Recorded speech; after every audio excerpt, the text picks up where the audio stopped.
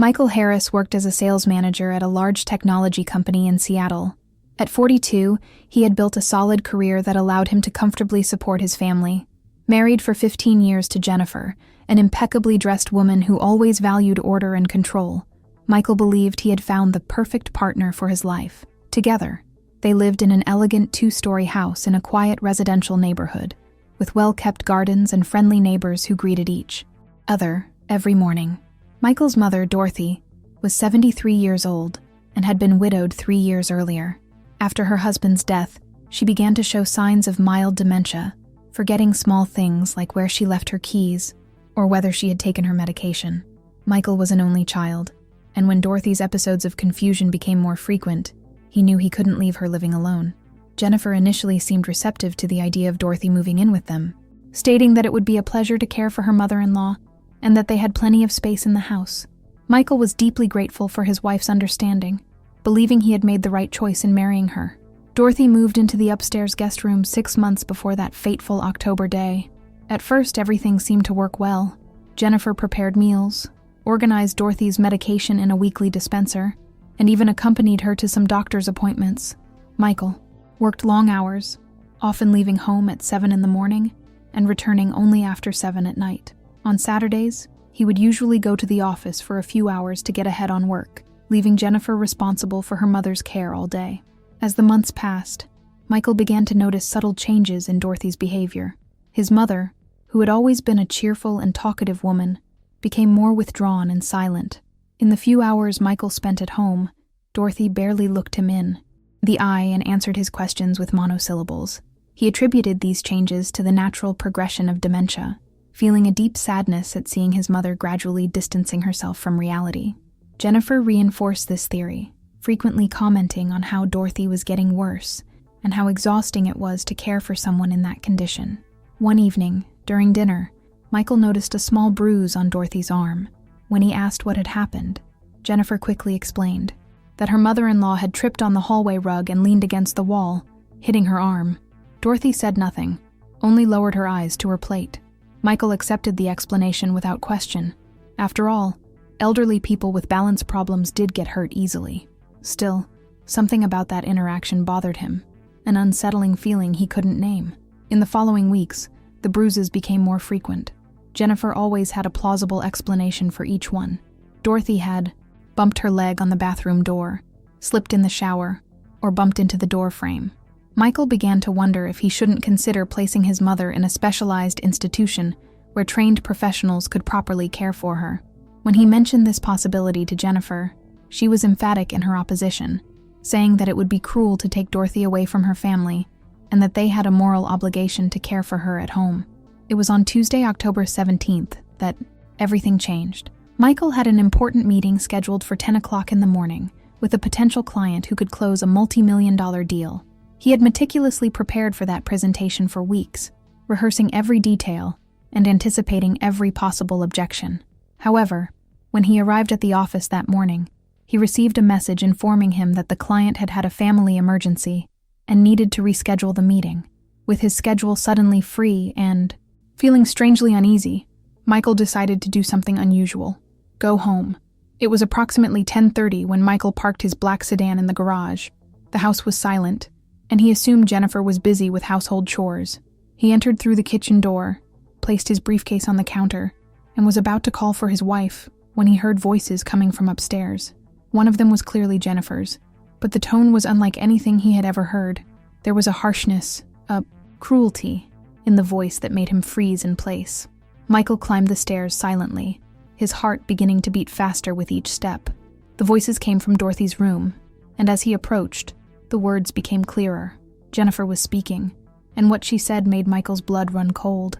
His wife was yelling at Dorothy, calling her a useless old woman, saying she was a burden, that she should have died along with her husband. Dorothy's voice, weak and trembling, pleaded for water, saying she was thirsty and hadn't eaten anything since the previous night. Michael reached the half-open door of the room, and what he saw at that moment would be etched in his memory forever. Dorothy was sitting in a chair in the corner of the room, her hands tied with ropes to the arms of the chair.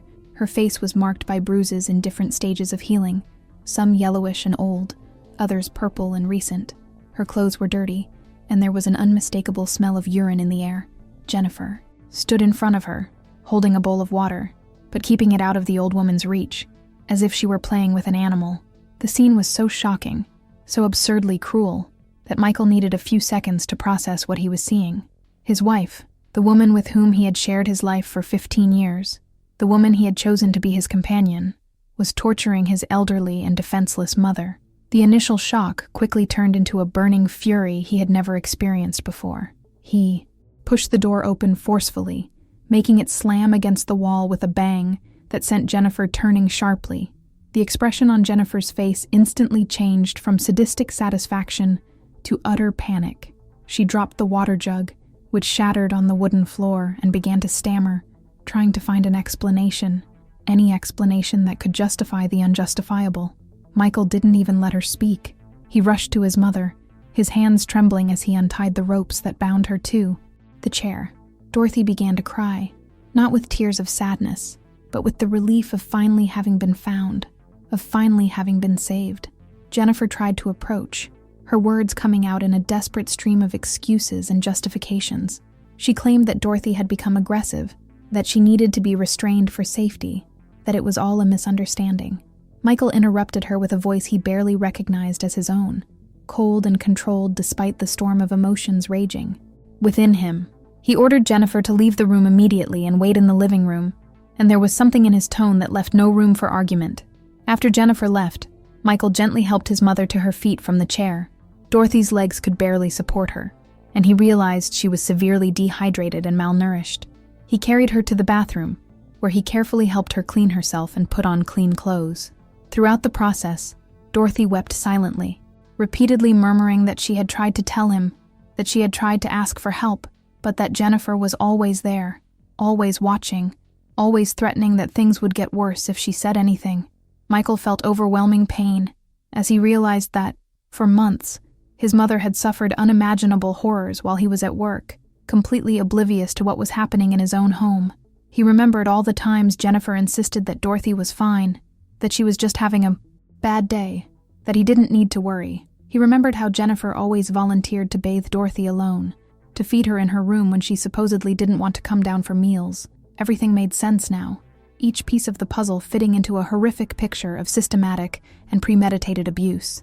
After ensuring Dorothy was comfortable and safe in her room, with fresh water and food within reach, Michael went downstairs to confront Jennifer. She was sitting on the living room sofa, her hands clasped in her lap, her eyes red from crying. When Michael entered the room, she quickly stood up, starting again with her apologies and explanations. But Michael wasn't interested in listening. He picked up his phone, and right in front of her, called the police. Jennifer completely panicked when she realized Michael was actually calling the authorities. She pleaded, promised she would change, claimed she was under extreme stress and didn't know what she was doing. She tried to downplay what she had done, saying she just lost her temper sometimes, that she would never really hurt Dorothy. Michael just stared at her with a coldness that made her recoil. He informed the emergency service operator about the situation, reporting elder abuse, and requesting that they send police and paramedics immediately. The police arrived 15 minutes later, accompanied by an ambulance. 2 officers entered the house, and Michael guided them to Dorothy's room. The paramedics examined the elderly woman, documenting every bruise, every sign of neglect and abuse. They took her to the hospital for a full evaluation, assuring Michael that they would take good care of her. Meanwhile, the police questioned both Michael and Jennifer separately, taking photographs of the room where Dorothy had been kept and collecting the ropes used to tie her up as evidence. Jennifer was arrested that afternoon, accused of elder abuse, kidnapping, and assault. The images of the handcuffs being placed on her wrists, of her being led to the police car while neighbors watched from their windows, were surreal to Michael. How hadn't he noticed? How could the woman he loved be capable of such cruelty? These questions tormented him as he followed the ambulance to the hospital, where Dorothy spent 3 days being treated for severe dehydration, malnutrition, and multiple contusions. The following weeks were a whirlwind of legal proceedings, interviews with social workers, and extensive therapy for both Dorothy and Michael. The investigation revealed that the abuse had begun approximately 3 months after Dorothy moved into the house. Jennifer had managed to conceal her actions through careful manipulation. always ensuring that Dorothy was presentable when Michael arrived home, always having explanations ready for any sign of distress the elderly woman might show. She had completely isolated Dorothy, not allowing her to make phone calls or receive visits from church friends. Jennifer's trial attracted considerable attention from the local media. The prosecutor presented a devastating case, including testimony from doctors who examined Dorothy, photographs of the injuries, and Michael's own testimony about what he had witnessed that day. Jennifer tried to claim that she suffered from undiagnosed mental health problems, that the stress of caring for someone with dementia had brought her to a breaking point. But the premeditation and systematic nature of the abuse made these justifications difficult to accept. The jury found her guilty on all counts, and she was sentenced to 8 years in prison. Michael initiated divorce proceedings immediately after Jennifer's arrest.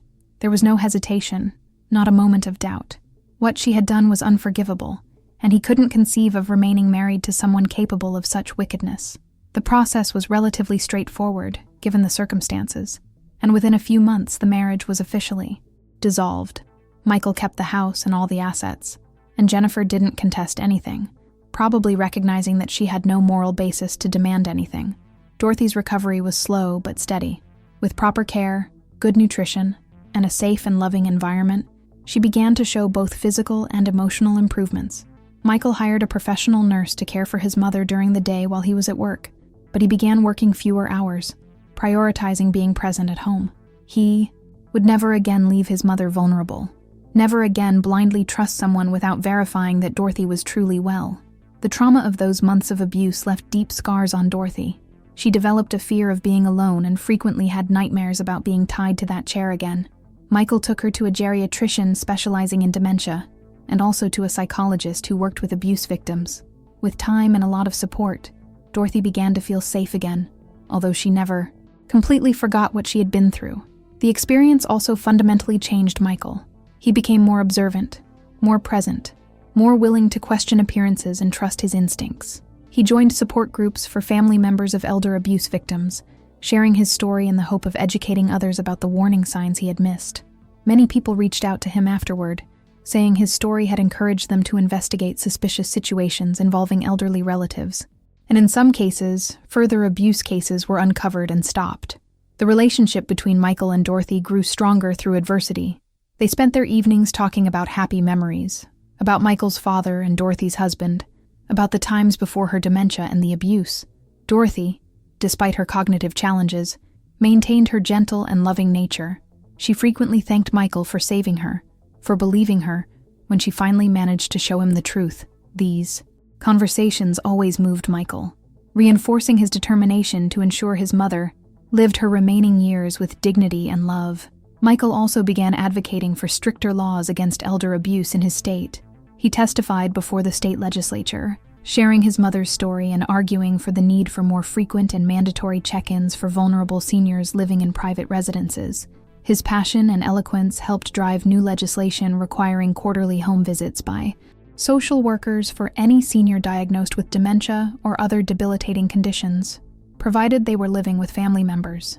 As for Jennifer, Michael never visited her in prison, nor maintained any contact with her. She tried to write letters in the first few months, letters that Michael burned without reading. There was nothing she could say that would change what she had done, no excuse that could justify the torture she had inflicted on an elderly and defenseless woman who had done nothing but need care. Michael had loved Jennifer once, or at least thought he did, but that woman no longer existed for him. The person who had tied his mother to a chair was a stranger, a monster wearing a familiar face. 3 years had passed since that terrible October day. Dorothy now lived comfortably, surrounded by love and proper care. Her dementia had progressed, but she remained generally happy and at peace. Michael never remarried, focusing his energy on his mother and his law practice. He learned that sometimes the people we think we know can hide unimaginable darkness, that cruelty can hide behind polite smiles and empty promises. But he also learned about resilience, about the strength of the love between mother and son, and about the importance of always trusting that instinctive feeling when something doesn't seem right. On that fateful Tuesday, returning home early, Michael not only saved his mother, but also himself. She was determined to continue living. A lie alongside someone capable of unimaginable evil,